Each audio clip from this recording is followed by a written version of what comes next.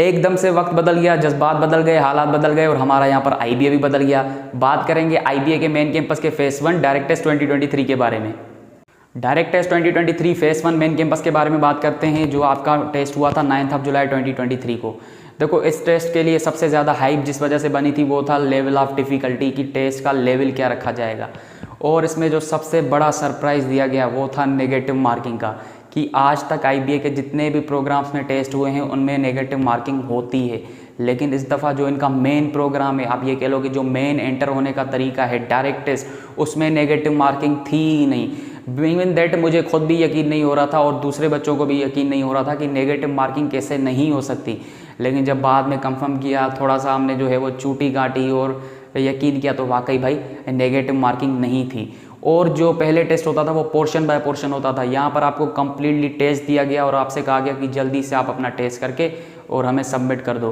तो यहाँ पर कोई वो इशू नहीं था कि पहले इंग्लिश का करोगे एंड देन मैथ्स का करोगे, और ये जो वॉटेवर मैंने आपको बताया था। मैंने आपको फेस 1 के बारे में डिटेल दी थी, वो मैंने आपको डिटेल दी थी अकॉर्डिंग टू लास्ट ईयर जो भी होता आ रहा है, और एक्सपेक्टेड था कि भाई इस दफ़ा होगा। लेकिन साइड में एक माइंड में था कि न्यू वीसी आया तो हो सकता है पॉलिसीज़ को चेंज किया जाए, और बिल्कुल यहाँ पर बिल्कुल ही आईबीए को बदल दिया गया। एक तो नेगेटिव मार्किंग खत्म हो गई, दूसरा टेस्ट का यार ये लेवल था, आप जो है वो आईबीए को इस टेस्ट के लेवल के साथ लेके चलोगे। आप दूसरी यूनिवर्सिटी को ये मैसेज दे रहे हो कि हमारा जो टेस्ट का लेवल है ये बिल्कुल ही लो लेवल पर टेस्ट था। पहले ईयर की मतलब कि लास्ट ईयर की बात करो तो टेस्ट का लेवल यहाँ पर था, लेकिन इस दफ़ा लेवल ही नहीं था, आप ये कह लो। लेकिन आईबीए को आप कभी भी राइट ऑफ नहीं कर सकते, टेस्ट को देखकर आप कभी भी आईबीए को जज नहीं कर सकते।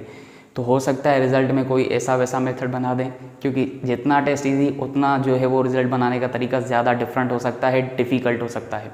क्वेश्चंस के बारे में मैं आपको बताऊंगा कि कितने इजी थे। अगर कोई बिना प्रिपरेशन के भी गया है ना तो वो भी मेरे ख्याल से पास हो ही जाएगा।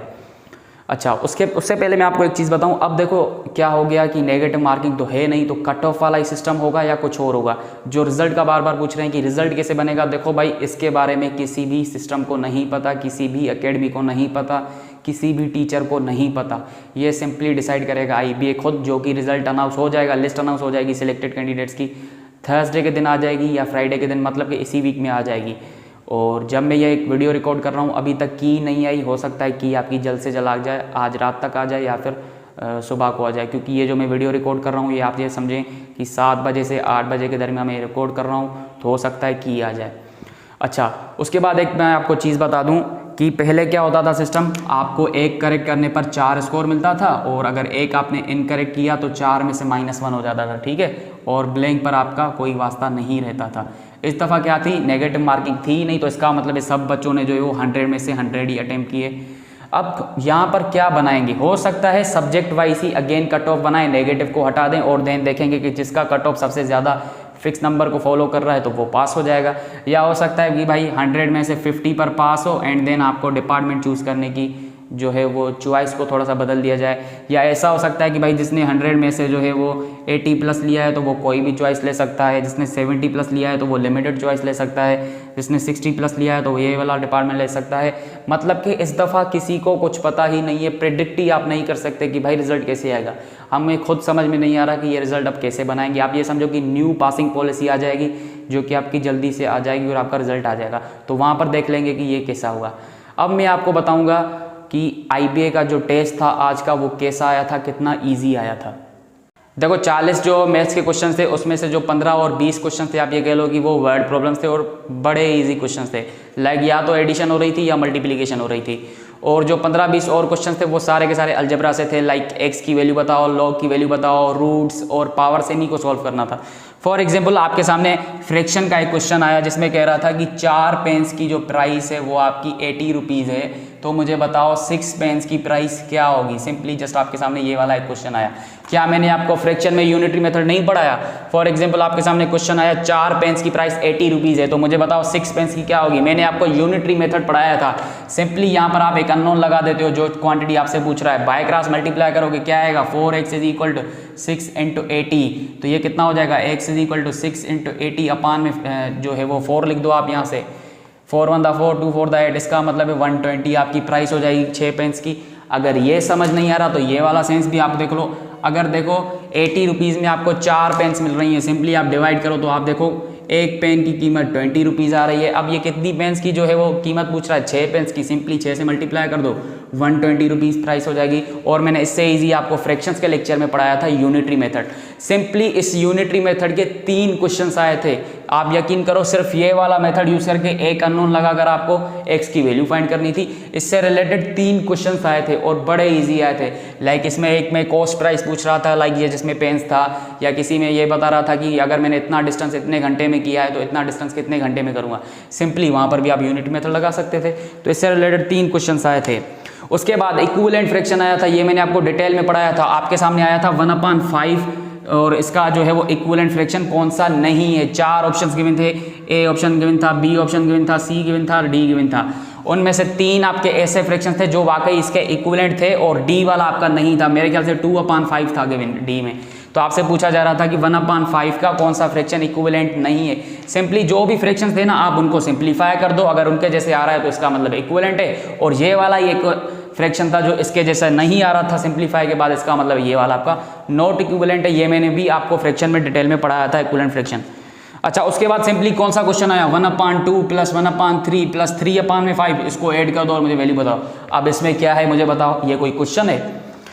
अच्छा, उसके बाद सिंपली आपके सामने क्या आया, √x/y लिखा हुआ था और ये मल्टीप्लाई हो रहा था आपका। अच्छा, ये आपका मल्टीप्लाई हो रहा था √y/z के साथ और ये मल्टीप्लाई हो रहा था आपका रूट जो है वो z/x के साथ। अब आपने अगर रूट्स में ये प्रॉपर्टीज़ पढ़ी हुई होंगी कि आप जो है वो डिवीजन में अगर रूट एक पूरे फ्रैक्शन पर लगाए तो आप न्यूमरेटर को भी देख सकते हो और डिनोमिनेटर को भी देख सकते हो। तो इसको मैं ऐसे लिख सकता हूँ √x/√y और यहाँ पर क्या हो जाएगा √y/√z और यहाँ पर क्या हो जाएगा √z/√x। सिंपली ये देखो z के साथ कैंसिल, ये x के साथ कैंसिल, y के साथ कैंसिल, आपका आंसर क्या है 1। अब देखो ये कोई क्वेश्चन है? तो आप ये कह लो कि फ्रैक्शन से रिलेटेड कुल मिला के 7 क्वेश्चंस आए थे जिसमें यूनिटरी मेथड और ये बिल्कुल इजी वाले गिवन थे 7 क्वेश्चंस। इसका मतलब है 7 क्वेश्चंस तो आपको आ ही रहे थे और ये मैंने पढ़ाए भी थे। सही है। उसके बाद अगर हम परसेंटेज की बात करें, परसेंटेज में मैंने आपको एक पैटर्न पढ़ाया था सिंपली परसेंटेज के। आपके सामने क्वेश्चन आया 50% ऑफ 50% ऑफ 16। क्या मैंने आपको ये एक मेथड नहीं पढ़ाया कि 50% ऑफ 50% ऑफ 16 का मतलब क्या है? परसेंटेज का मतलब है डिनोमिनेटर में 100 लगा दो, ऑफ का मतलब क्या होता है मल्टीप्लाई, 50/100 अगेन लगा दो, मल्टीप्लाई 16 लगा दो। अब आप इसको सोल्व करो, 0 0 के साथ कैंसिल, 0 0 के साथ कैंसिल और देखो कोई टेबल लगेगी, सिंपली 5 1 5, 2 5 10, ये पे 0 आ जाएगा। अच्छा, ये 0 तो कैंसिल हो गया। और दूसरा कौन सा आएगा आपके पास? अच्छा, ये 0 इसके साथ कैंसिल, ये इसके साथ, तो इसका मतलब यहाँ पर 20 ही आएगा। 5 1 5, 4 5 जो है वो 20 हो जाएगा, 16/4 आ जाएगा, 4 1 4, 4 4 16। इसका मतलब इसका आंसर 4 था और ये आपका ऑप्शन डी गिवन था। तो देखो इसमें आपका क्या है, ये मैंने आपको पैटर्न परसेंटेज में पढ़ाया था सिंपली। अच्छा, तो परसेंटेज से रिलेटेड मेरे ख्याल से एक ही क्वेश्चन था या एक और हो सकता था कि वो वर्ड प्रॉब्लम में हो, लेकिन वो भी बड़ा इजी था। सिंपली आपके पास क्या था कि फॉर एग्जांपल 20/100 लिखा है तो इसका भी कोई एक इक्विवेलेंट फ्रैक्शन ही पूछ रहे थे, तो ऐसा कोई डिफरेंट नहीं था परसेंटेज में। उसके बाद लॉस, जो प्रॉफिट लॉस है और डिस्काउंट है, डिस्काउंट के 10 प्रॉब्लम्स आए थे और बिल्कुल ईजी एक ही फार्मूले वाला आया था। मैंने आपको एक चीज़ पढ़ाई थी डिस्काउंट में कि डिस्काउंट हमारा बराबर होता है रेट इंटू प्रिंसिपल अमाउंट। आप ये कह लो अगर परसेंटेज के फॉर्म में बात करो तो रेट इंटू बेस वाला मैंने आपको फार्मूला पढ़ाया था। सिंपली आपसे कहा जा रहा था कि अगर मुझे कोई एक शर्ट या कोई भी चीज़ खरीदनी थी, उसकी प्राइस जो थी वो 2000 रुपये थी, फॉर एग्जाम्पल अज्यूम कर लेते हैं। उसमें से मुझे अगर 20% डिस्काउंट मिला तो मुझे बताओ कितना डिस्काउंट मिला। सिंपली क्या करना था, रेट को मल्टीप्लाई करना था भाई प्रिंसिपल अमाउंट के साथ। इसका मतलब 20/100 मल्टीप्लाई 2000 कर दो और सोल्व करो, आपके पास डिस्काउंट आ जाएगा। अब इस तरह जो है ना वो आपके पास 10 क्वेश्चंस आए थे खाली डिस्काउंट के और बड़े सिंपल ईजी जो है वो एक ही फार्मूले पर आपके सोल्व हो रहे थे। तो भाई इसमें क्या था, ये आप मेरा लेक्चर देख लो क्रेश का, मैंने डिटेल में आपको डिस्काउंट में पढ़ाया था। Same to same successive discount भी आया था जो मैंने उसमें पढ़ाया था और ये वाले जो डिस्काउंट का फार्मूले हैं उसी पर आपसे पूछा जा रहा था। 10 क्वेश्चंस आए थे आपके पास जो है डिस्काउंट से रिलेटेड। तो 10 क्वेश्चंस आपके ये भी होगा और ये मैंने आपको पढ़ाए थे जो मैंने शॉर्ट कोर्स पढ़ाया था। अच्छा, उसके बाद एक और क्वेश्चन आया था 20% ऑफ 80। ये भी जो है वो आप क्या करोगे, पैटर्न पर देखोगे 20% ऑफ 80, सिंपली 20/100 मल्टीप्लाई बाई 80 कर दो और आप इसको सोल्व करोगे। अब ये कोई क्वेश्चन था। उसके बाद अगर हम बात करें एज के प्रॉब्लम्स की, देखो एज के प्रॉब्लम्स 3 आए थे और ये तीनों मैंने आपको इंग्लिश टू मैथ और एज के प्रॉब्लम वाले लेक्चर में पढ़ाए थे। तीनों क्वेश्चन सेम टू सेम थे, सिर्फ नाम और जो है वो डेटा चेंज था। फॉर एग्जांपल अगर सन की एज 1 से और फादर की एज जो है वो उसकी ट्वाइस हो रही है, तो सिंपली इन दोनों की सम अगर फॉर एग्जांपल 50 के बराबर आ रहा है, तो सिंपली ये पूछ रहा था कि सन की एज बताओ। ये मैंने आपको इंग्लिश टू मैथ और जो क्या था एक ट्रांसलेट वाला लेक्चर था उसमें पढ़ाया था। सेम टू सेम अगर आपने वो देखा होगा तो आपने देखा होगा कि तीनों क्वेश्चन जो है वो सेम टू सेम एप्लीकेशन से आए हुए थे एज के प्रॉब्लम्स, ये मैंने आपको पढ़ाया था। उसके बाद आपके सामने जो है वो ज्योमेट्री के जो क्वेश्चंस हैं वो इस दफ़ा बिल्कुल ही ईजी आए थे। वो सिंपल क्या आ रहे थे, वो इसी एज के प्रॉब्लम में जो एप्लीकेशन यूज़ हो रही होती है, जो आपके पास इंग्लिश टू मैथ में आप कन्वर्ट करते हो इक्वेशंस को, वो वाले मेथड यूज़ होकर आ रहे थे। सिंपली मैंने आपको जैसे पढ़ाया था ना the sum of A and B, तो आप क्या करते थे, the sum of A and B simply A और प्लस बी कर देते थे, आप इसको सेंटेंस में से मैथमेटिकल इक्वेशन बना देते। इसी तरह ज्योमेट्री के वर्ड प्रॉब्लम्स आए थे, आपके पास 2 इक्वेशंस बना दी थी इन कीवर्ड्स को देखकर, एंड देन आपको सॉल्व करना था उनका वेरिएबल जो भी है। फॉर एग्जांपल जैसे ज्योमेट्री का क्वेश्चन था द सम ऑफ 2 लेंथ्स, कोई भी एक नंबर था एंड देन मुझे ये वाला लेंथ बताओ, तो सिंपली आपको ये वाली एप्लीकेशन से यूज़ करनी थी जो मैंने आपको इंग्लिश टू मैथ में पढ़ाई। तो बिल्कुल ज्योमेट्री के भी आपके पास 5 क्वेश्चंस आए थे, और अगर आपने इंग्लिश टू मैथ वाला लेक्चर देखा होगा तो आपने आसानी से हल कर लिए होंगे। तो 5 क्वेश्चंस आपके ये बिल्कुल बच्चों वाले ज्योमेट्री के क्वेश्चंस आए थे। और क्या पूछ रहा था, या तो रेक्टेंगल का पेरीमीटर या तो स्क्वायर का पेरीमीटर, इसके अलावा कोई भी चीज़ जो है वो ज्योमेट्री में नहीं आई थी, कोई एंगल नहीं आई थी, कोई जो है वो आपका। और वॉल्यूम का एक क्वेश्चन आया था, वॉल्यूम आपका किसके बराबर होता है, length into breadth into height. एक आपके पास साइड गिवन थी, सिंपली आपसे पूछ रहा था कि मुझे वॉल्यूम बताओ, इसका मतलब है उस जो लेंथ गिवन था उसको 3 दफ़ा मल्टीप्लाई कर दो, सही है। अच्छा, उसके बाद आपके सामने अलजेब्रिक के बिल्कुल ही बेसिक बच्चों वाले क्वेश्चंस आए। सिंपली आपसे जो है वो इसमें रूट में कुछ नंबर्स गिवन थे, आपको वो सॉल्व करने थे। आपके पास जो वो पावर्स आए, for example A square into A cube आ जाए, सिंपली इन पावर्स को आपस में क्या करते हो, 8 बेस सेम होता है, तो इस तरह के कोई पावर्स के क्वेश्चंस आए थे। लॉग का एक क्वेश्चन आया था आपके पास, लॉग के 2 क्वेश्चंस आए थे। लॉग का एक क्वेश्चन आया था, लॉग 100 बेस था गिवन और आर्ग्यूमेंट भी 100 गिवन था। अब आपको पता है जब भी लॉग का बेस और आर्ग्यूमेंट इक्वल हो जाए तो सिंपली वो लॉग किसके बराबर हो जाता है, 1 के बराबर हो जाता है। ये किसको पता नहीं था। दूसरा लॉग का क्वेश्चन दिया था, लॉग बेस 3 81, क्या आपको नहीं पता लॉग बेस 3 लगा दो 81 को क्या मैं 3 पावर 4 लिख सकता हूँ, ये 4 में यहाँ पर लेके आऊँगा तो क्या हो जाएगा 3 लॉग बेस 3 अगेन देखो बेस और आर्ग्यूमेंट क्या हो गया 1 के बराबर हो गया, 3 को 1 से मल्टीप्लाई कर दो, आपके पास क्या आएगा 3 आंसर आएगा, सही है, सॉरी 4 आंसर आएगा, ये 4 यहाँ पर आ जाएगा तो आपके पास 4 आंसर आएगा। ये थे भाई लॉग के क्वेश्चंस, और तो कुछ होता नहीं है।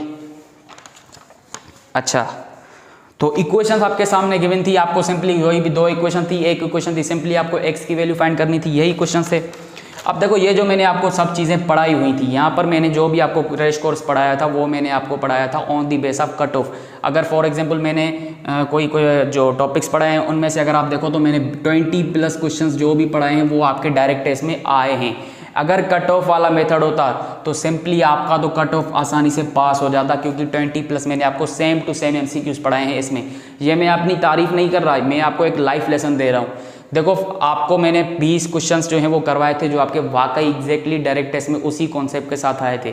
अगर आपके पास कट ऑफ वाला मेथड होता तो आप तो आसानी से पास कर लेते, लेकिन यहाँ पर क्या है कि आपको जो है वो ज़्यादा से ज़्यादा अच्छा करना था तो आपको आसानी थी, और आपको पता भी नहीं था कि पैटर्न चेंज हो जाएगा, और नेगेटिव भी नहीं था। तो सिंपली अगर आपने 40 में से 40 किए हैं ना और आपके 30+ सही हैं तो आप सही गए हो, लेकिन अगर आपके 20+ गए हैं 40 में से और ये एक बच्चों वाले टेस्ट में से, तो आप थोड़ी सी अपनी मैथ्स को इम्प्रूव करो, ये मेरी एक सजेशन होगी।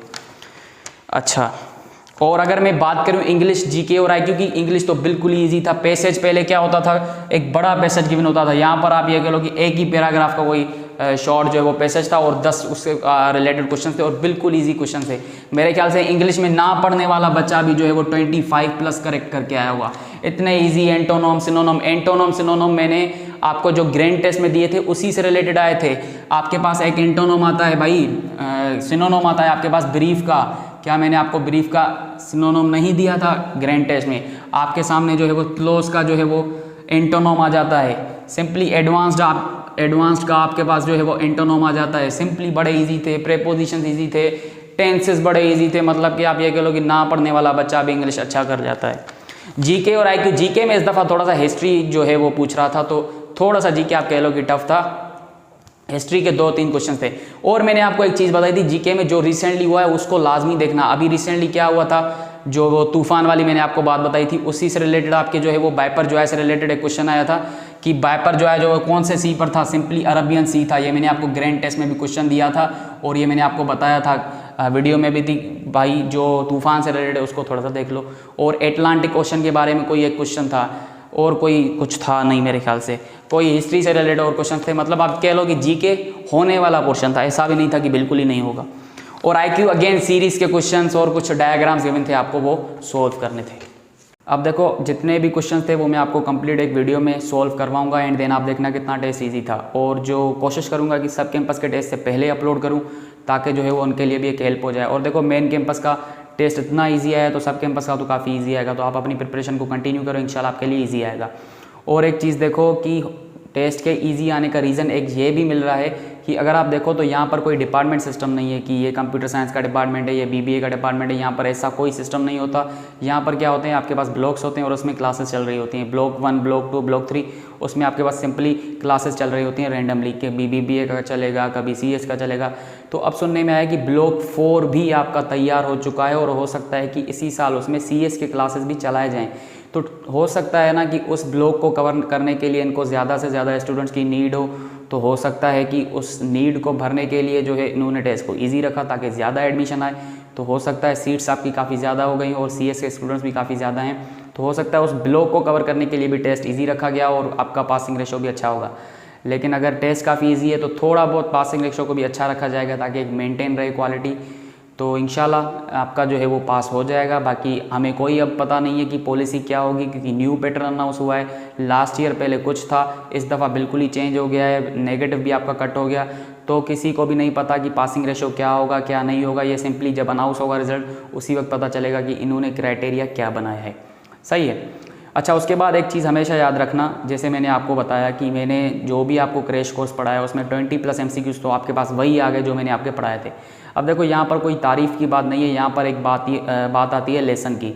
देखो वो लेसन क्या है, आज से ठीक एक हफ़्ता पहले संडे का दिन था, सुबह का टाइम था, काफ़ी बच्चों की रिक्वेस्ट आ रही थी भाई कुछ आपको जो है वो कवर करवा दो, ख़ास तौर पर जो इंपॉर्टेंट टॉपिक्स हैं मुझे वो कवर करवा दें ताकि कट ऑफ पास हो जाए। क्योंकि वहाँ पर कट ऑफ हमें लगा था कि भाई कट ऑफ होगा इस दफ़ा भी, और नेगेटिव को भी, मतलब जो पॉलिसी पहले ईयर की थी उस हिसाब लेकर जो है वो हम प्रैक्टिस करवा रहे थे। तो मैंने कहा चलो जो इंपॉर्टेंट टॉपिक्स हैं कम से कम 10-15 MCQs तो आपके हो जाएँ ताकि आपका कट ऑफ पास हो जाए। तो उस वक्त मुझे माइंड में आ रहा था कि यार कोर्स पूरा नहीं हो सकता एक हफ़्ते के अंदर IBA का, क्योंकि टेस्ट काफ़ी टफ आता है और IBA का एक अपना लेवल होता है, तो एक हफ़्ते में तो आपका नहीं हो सकता। तो अब काफ़ी देर हो गई है, लेकिन काफ़ी रिक्वेस्ट के बाद फाइनली मैंने अपने माइंड बना लिया कि मैं अब जो है कोर्स पूरी कोशिश करूँगा 1 वीक में कंप्लीट करवा दूँ। तो मैंने फ्रैक्शन से स्टार्ट किया और ज्योमेट्री तक मैंने एंड किया। और अगर आप देखो तो फ्रैक्शन और ज्योमेट्री जो भी मैंने टॉपिक्स करवाए हैं उसी से रिलेटेड क्वेश्चन आए हैं। तो देखो यहाँ पर एक चीज़ याद रखो कि कभी भी ज़िंदगी में आपको लगता है कि कोई भी काम अगर देर हुआ है तो आप ये समझो कि कोई भी काम कभी भी करने में देरी नहीं हुई होती। अगर आपको लगता हो कि मेरा 2 दिन बाद टेस्ट है, 1 वीक के बाद टेस्ट है, मैंने कुछ नहीं पढ़ा, देर हो गई है, अब क्या करूं, तो ऐसी कोई बात नहीं है। सिंपली आपके पास जितने भी दिन हैं, आपके पास जितने भी टाइम है, आप सिंपली स्टार्ट तो करो। कम से कम ये मत सोचो कि देर हो गई, ये हो गई, वो हो गई। कम से कम स्टार्ट लाजमी लो। जब आप स्टार्ट लेते हो तो आप ऑटोमेटिक कहीं ना कहीं अच्छी मंजिल पर पहुंच ही जाते हो और आपका सिलेबस हो, कोई भी ज़िंदगी की जंग हो, आप जीत जाते हो। बस आप स्टार्ट लो, क्योंकि स्टार्ट लेना ही हमारा जो है वो सबसे मुश्किल स्टेप होता है। किसी भी चीज़ को शुरू करना ही सबसे ज़्यादा मुश्किल होता है। उसके बाद जब आप यूज़ टू हो जाते हो तो आपका काम हो जाता है। तो यहाँ पर कोई तारीफ़ की बात नहीं हो रही। अगर आपने मेरे चैनल से पढ़ा है या कहीं और से पढ़ा है, आपने टाइम दिया है, आपने ये सोच कर पढ़ा है कि जितने भी दिन है पढ़ लूँ, कुछ तो हो जाएगा, तो इंशाल्लाह आप जो है वो हमेशा हर जगह कहीं भी जाओगे तो आपको वो चीज़ काम आएगी। तो बेस्ट ऑफ लक, इंशाल्लाह आपका जो है वो रिज़ल्ट आ जाएगा। एंड जब आएगा तो हम वहाँ पर डिफ़ाइन करेंगे कि इनका क्राइटेरिया क्या बना है। एंड देन फर्दर जो स्टेप होगा, अगर फॉर एग्जांपल आपका सिलेक्शन नहीं होता और आपको जाना भी IBA में है तो फर्दर स्टेप क्या लेना चाहिए, इंशाल्लाह उस पर भी हम जो है वो रिज़ल्ट के बाद बात करेंगे। और जो भी क्वेश्चन थे वो भी मैं अपलोड कर दूंगा। बाकी एक चीज़ अब आपको मुझे यहाँ पर लाजमी बतानी है इस वीडियो के कमेंट सेक्शन में कि आपको जो मैंने क्रैश कोर्स पढ़ाया उसका फ़ायदा हुआ या नहीं। बस मुझे इसका कमेंट लाजमी कमेंट सेक्शन में चाहिए। ठीक है, तो अल्लाह हाफ़िज़।